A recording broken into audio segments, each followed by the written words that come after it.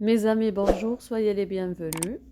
Donc, on a déjà travaillé les classes grammaticales et on a retenu que une classe grammaticale, tout simplement, c'est la nature d'un mot.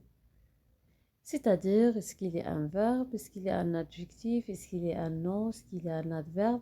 C'est ça une classe grammaticale. Donc, c'est la nature d'un mot. Aujourd'hui, nous allons voir qu'est-ce que c'est qu'une fonction grammaticale. Alors, la fonction grammaticale d'un mot est le rôle qu'il joue dans une phrase. C'est très facile et simple. Donc, la fonction, c'est le rôle. La fonction grammaticale d'un mot est le rôle qu'il joue dans une phrase.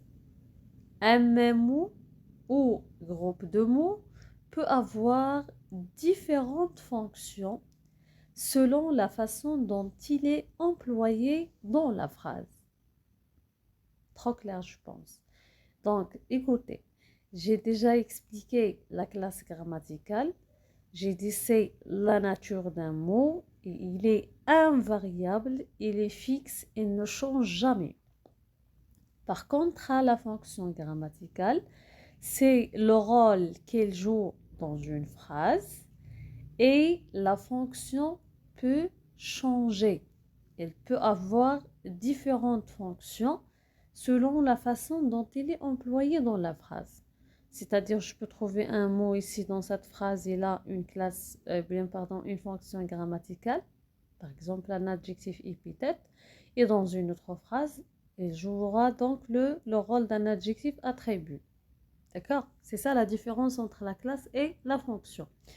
Alors, les fonctions grammaticales en français, on a un verbe, le complément du nom, l'attribut du sujet, le complément circonstanciel, le sujet, l'épithète, un complément du verbe, un complément d'objet direct ou indirect. Voilà. Donc, brièvement rappeler, l'essentiel c'est ça, à retenir. Une classe grammaticale est invariable, fixe, elle ne change jamais, c'est la nature d'un mot.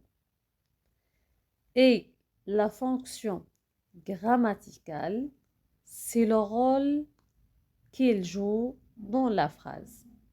La fonction grammaticale d'un mot peut être changée selon la façon ou bien la manière dont elle est employée dans la phrase. Voilà. Et concernant les nouveaux spectateurs et les nouveaux abonnés, concernant toutes ces leçons-là, je pense qu'on a déjà travaillé le complément de nom, l'attribut, l'épithète, voilà, le complément circonstanciel, complément d'objet direct, indirect. Donc, je vous conseille de faire un coup d'œil sur la chaîne. Choisissez donc la leçon que vous désirez et au revoir, à la prochaine.